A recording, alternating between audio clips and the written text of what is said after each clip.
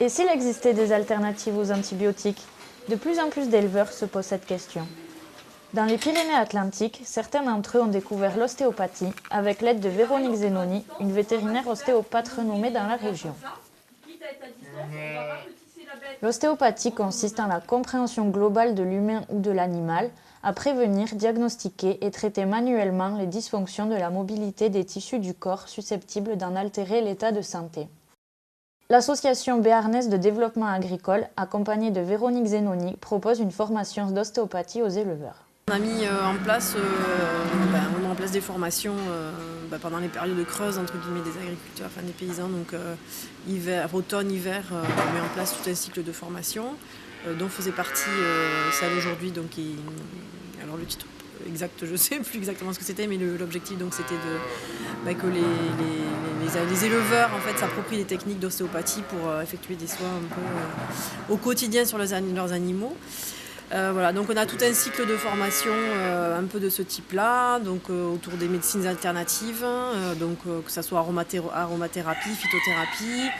On a eu aussi des formations sur l'apprentissage de tout ce qui était l'utilisation des plantes bioindicatrices aussi par rapport aux pratiques agricoles. L'objectif de toutes ces formations qu'on met en place, c'est vraiment de redonner de l'autonomie aux paysans qui sachent vraiment se débrouiller, se réapproprier des savoir-faire. Dispensée sur 2 jours, la formation a pour but de donner aux éleveurs des outils d'ostéopathie simples dans une compréhension globale de leurs animaux. S'exerçant dans un premier temps sur des brebis, les éleveurs sont capables de manipuler en fin de formation sur des bovins. Je pense que par exemple, sur un village, si c'est un effort sportif, si la vache, elle ne boit pas suffisamment de suite, et notamment de l'eau tiède, elle a les tissus qui se dessèchent. Et vous pouvez avoir en fait le tissu conjonctif qui a gardé de la sécheresse et qui du coup comprime le muscle en dessous. Le muscle il ne peut plus glisser dans son fascia. Et du coup si ça serre, le muscle il ne glisse plus donc ça crampe. Tu l'avais compris comme ça? Mais si tu soignes tes agnelles avec des antibiotiques, tu ne vas pas libérer les tensions qu'il y a là. Si tu soignes ton agnelle avec de l'homéopathie, tu as plus de chances de récupérer une belle mobilité de la peau. L'antibiotique, l'effet d'un antibiotique, c'est de tuer. Ok, antibio, ça veut dire anti-vie. Si on est sur votre journée antibio. À partir du moment où on travaille avec des plantes, avec de l'homéopathie, avec des fleurs de bac ou en ostéo, on est sur des mécanismes qui sont plus fins, qui en fait c'est plutôt permettre à l'organisme d'aller lui-même vers la guérison. Pour guérir sans antibiotique, avec mon antibiotique, ou en tout cas sans séquelles, une bronchopneumonie, il faut qu'on ait une bonne vascularisation de nos poumons. Pour avoir une bonne vascularisation de nos poumons, il faut que toute cette zone-là soit libre. Vous me suivez? Oui.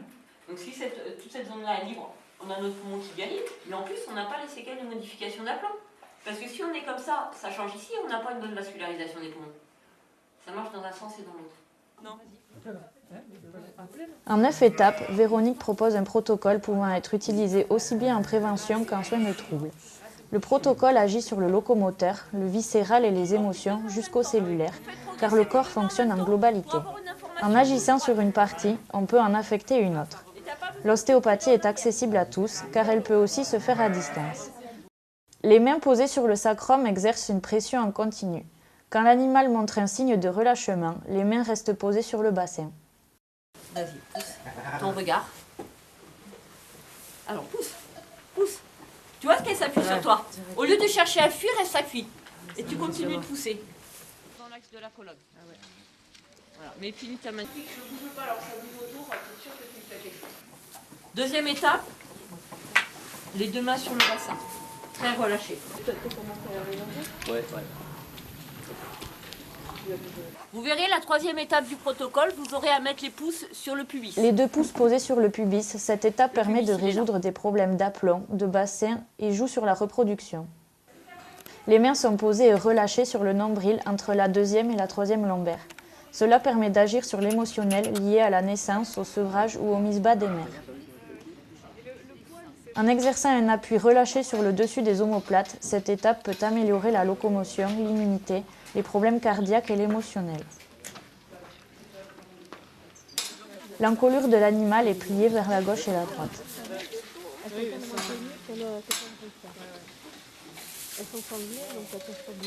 Les 4 membres sont pliés en suivant les mouvements naturels de l'animal.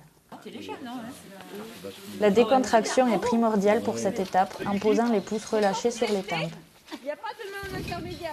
On finit par remercier l'animal pour ne pas achever la séance brutalement.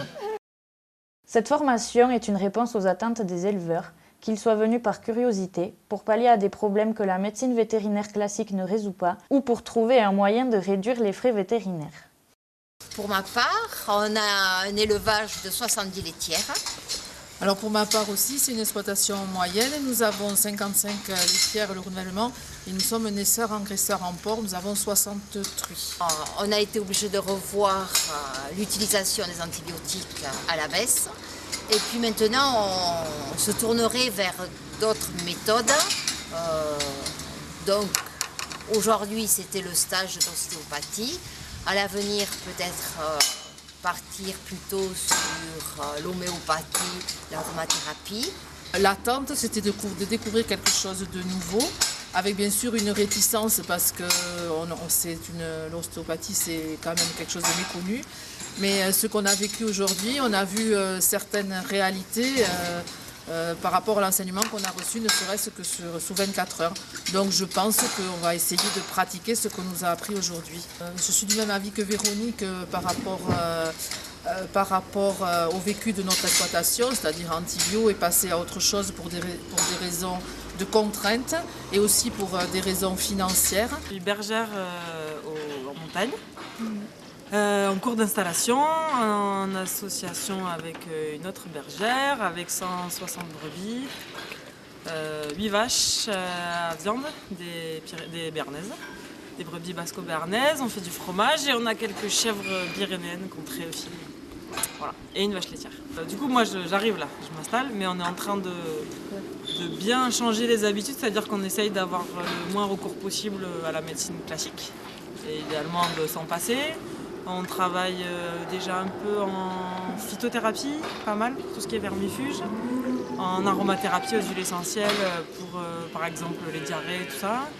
Un peu en homéo et là on va attaquer l'ostéo du coup. Là de suite j'ai un certain nombre de brebis et de chèvres en tête qui ont des soucis et du coup j'ai envie d'essayer sur elles pour voir si on peut les guérir. Ça c'est dans l'immédiat. Et après l'idéal ce serait d'arriver à le faire en préventif. Au moins sur les agnelles et puis de le faire en préventif. La BDEA propose d'autres formations permettant de s'initier à différentes alternatives, complémentant l'ostéopathie, que cela soit en préventif ou en curatif. Homéopathie, phytothérapie, aromathérapie ou fleurs de bac sont autant de solutions accessibles à moindre coût qui permettent de réduire l'utilisation des antibiotiques en élevage.